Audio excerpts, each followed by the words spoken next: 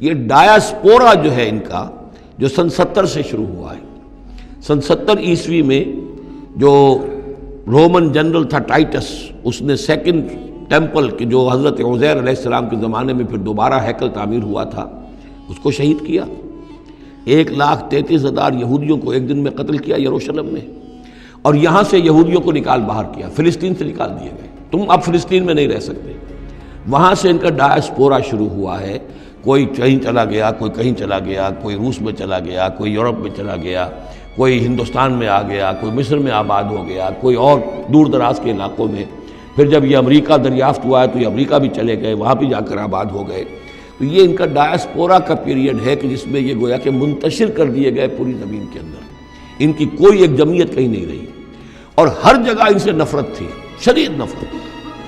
بلکہ ان کے اوپر واقعہ یہ کہ یورپ میں تو بڑا ان کے اوپر ظلم بھی ہوتا تھا، جس طرح چاہتے تھے ان کو وہاں کے عیسائی جو ہیں، جیسا کہ میں بتا چکا ہوں کہ ان کو معلوم تھا کہ یہ جو جن کو ہم خدا مانتے ہیں حضرت عیسیٰ علیہ السلام، ان کو سولی پر چڑھوایا انہوں نے، اور انہوں نے کفر کیا، اور وہ حضرت مسیح علیہ السلام کی شان میں گستاخی کرتے ہیں، حضرت مریم کی شان میں گستاخی کرتے ہیں، تہمتیں لگاتے ہیں. لہذا وہ ان کے درمیان دشمنی رہی. اور اس کی آخری مثال اس صدی میں، یعنی دور کی تاریخ تو شاید ہمیں معلوم ہو کہ شاید فیری ٹیلز ہیں، یہ کوئی کہانیاں ہیں جو ہم سن رہے ہیں. اس صدی میں جو ہوا ہٹلر کے ہاتھوں 6 ملین 60 لاکھ یہودی ختم کیے اس نے. پورا مشرقی یورپ کا یہودی جو ہے کھینچ کھینچ کر وہاں سے پکڑ کر، جہاں تک ہٹلر کی حکومت بنی تھی، جہاں تک اس کے جو گئے تھے فتوحات کا دائرہ، وہاں سے یہودیوں کو کھینچ کر کنسنٹریشن کیمپس میں لایا گیا. پھر خاص مشینیں ایجاد کی گئیں، خاص جو ہیں اس کے لیے ایسے بنائے گئے کہ ان کے لیے اب اتنے لوگوں کو قتل کریں گے تو دفن کہاں کریں، ان کو کیا کریں، how to dispose of the dead bodies. تو اسپیشل پلانٹ بنائے گئے کہ ایک بڑے سے ہال میں داخل ہو رہے ہیں، وہاں سارے کپڑے اتروا لیے تاکہ یہ کپڑے بھی استعمال ہوں بعد میں. کہا یہ جاتا تھا کہ تمہارے کپڑوں میں جوئیں پڑ گئی ہیں تو جوؤں کو اس کو ڈیلاؤس کرنے کے لیے ضروری ہے کپڑے اتار کے آگے گیس کے اندر تاکہ وہ جوئیں ختم ہو جائیں گی. پھر ان کے بال اتروا لیتے تھے، عورتوں کے بال بھی شیو کر لیے، مردوں کے بھی. ان بالوں سے قالین بنائے انہوں نے جو نازیوں نے اپنے دفتروں میں بچھائے، ہیومن ہیئر کے قالین. پھر ان کو لے جا کر ایک گیس چیمبر کے اندر کے سب مر گئے. پھر اب وہ بڑے بڑے پٹے جیسے چلتے ہیں مشینیں بڑی فیکٹریز کے اندر، وہ پٹوں کے اوپر لاشیں چل رہی ہیں. پھر ان کا چورا ہو رہا ہے، جیسے کہ کہیں جو ہے وہ گھاس کاٹا جا رہا ہو یا کوئی اور چارہ جو ہے وہ کترا جا رہا ہو. پھر کسی خاص قسم کے کیمیکلز کے اندر ان کو تحلیل کیا کہ آخر میں کیا نکل رہا ہے. نہ کسی گوشت کا پتہ، نہ خون کا پتہ، نہ ہڈی کا پتہ، کسی شے کا پتہ نہیں. ایک بدبودار سیاہ رنگ کا مائع باہر نکل رہا ہے، اور اسے وہ لے گئے اپنے کھیتوں میں اور اسے بنا لیا کھاد. یہ کام اس صدی میں ہوا ہے، ہولوکاسٹ. اس میں زیادہ سے زیادہ یہ کہتے ہیں کہ یہ کچھ مبالغہ ہے 60 لاکھ کا، 40 لاکھ. تو 40 لاکھ بھی تو کم نہیں ہوتے، 40 لاکھ افراد کا اس طرح ختم ہو جانا. استأذن ربک لیبعثن علیہم الی یوم القیامہ. ان کا آخری وقت تو اب آنے والا ہے، وہ زیادہ دور نہیں ہے، لیکن اس سے پہلے جیسے شمع بجھنے سے پہلے بھڑکتی ہے، لہذا وہ ایک بھڑک ہے اس کی کہ جو یہودیوں کی ہے، اسرائیل ہے، ان کی طاقت ہے، ان کی قوت ہے، عربوں پر وہ چھائے ہوئے ہیں.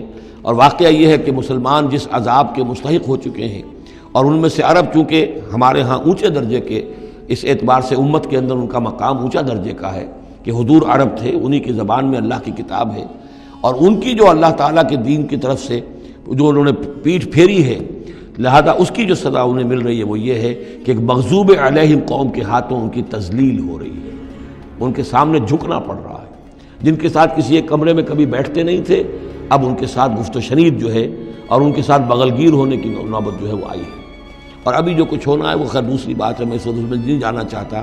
وہ آخری وقت بھی آئے گا، پھر جو ہے حضرت مسیح علیہ السلام ہی نازل ہوں گے، اور وہی چونکہ ان کی طرف رسول تھے، رسول اللہ بنی اسرائیل. تو آخری وہ عذاب ہلاکت کہ جو باقی 6 قوموں کا تو آ چکا.